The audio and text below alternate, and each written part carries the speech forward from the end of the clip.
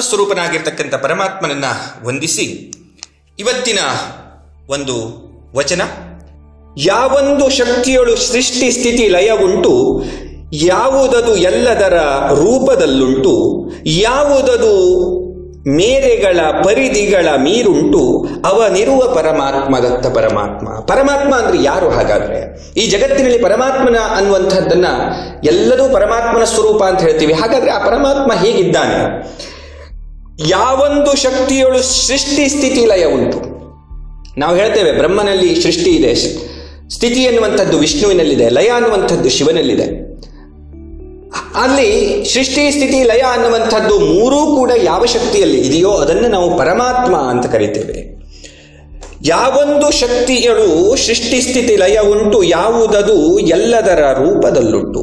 ಈ ಜಗತ್ತಿನಲ್ಲಿರ್ತಕ್ಕಂಥ ಪ್ರತಿಯೊಂದು ಅಡುರೇಣು ತನಕಾಷ್ಟದಿಂದ ಹಿಡಿದುಕೊಂಡು ಬ್ರಹ್ಮದ ತನಕ ಯಾವ ಎಲ್ಲ ರೂಪಗಳಿದ್ದಾವೆ, ಆ ಎಲ್ಲ ರೂಪಗಳು ಯಾವ ಶಕ್ತಿಯ ರೂಪವಾಗಿದೆಯೋ, ಯಾವುದರ ಒಂದು ಅಭಿವ್ಯಕ್ತಿಯಾಗಿದೆಯೋ ಅದಕ್ಕೆ ನಾವು ಪರಮಾತ್ಮ ಅಂತ ಹೇಳಿ ಕರೀತೇವೆ.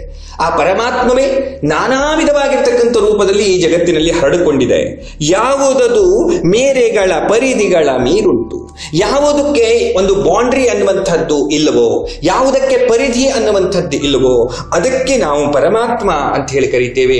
ಎಲ್ಲ ಪರಿಧಿಗಳನ್ನ, ಎಲ್ಲ ಎಲ್ಲೆಗಳನ್ನ ಮೀರಿರ್ತಕ್ಕಂಥದ್ದು. ಅದಕ್ಕಾಗಿ ಪರಮಾತ್ಮನಿಗೆ ಅನಂತ, ಅವ್ಯಯ, ಅದ್ಭುತ, ಅವ್ಯಕ್ತ ಅಂತ ಹೇಳೆಲ್ಲ ಕರಿತೀವಿ.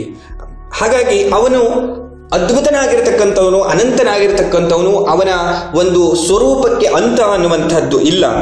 ಅವನಿರುವ ಪರಮಾತ್ಮ ದತ್ತ ಪರಮಾತ್ಮ ಎಲ್ಲ ಶಕ್ತಿಗಳನ್ನ ಮೀರಿರ್ತಕ್ಕಂಥ, ಎಲ್ಲ ಎಲ್ಲೆಗಳನ್ನ ಮೀರಿರ್ತಕ್ಕಂಥ, ಎಲ್ಲದರಲ್ಲಿ ಇರತಕ್ಕಂಥ, ಎಲ್ಲದಕ್ಕೂ ಕಾರಣನಾಗಿರ್ತಕ್ಕಂಥ ಯಾವ ಶಕ್ತಿ ಎನ್ನುವಂಥದ್ದು ಈ ಜಗತ್ತಿನಲ್ಲಿದೆಯೋ ಅದಕ್ಕೆ ಪರಮಾತ್ಮ ಅನ್ನುವುದಾಗಿ ಕರೀತಾರೆ ಅಂತ ಈ ಒಂದು ವಚನದಲ್ಲಿ ಸುಂದರವಾಗಿ ಹೇಳಲಾಗಿದೆ.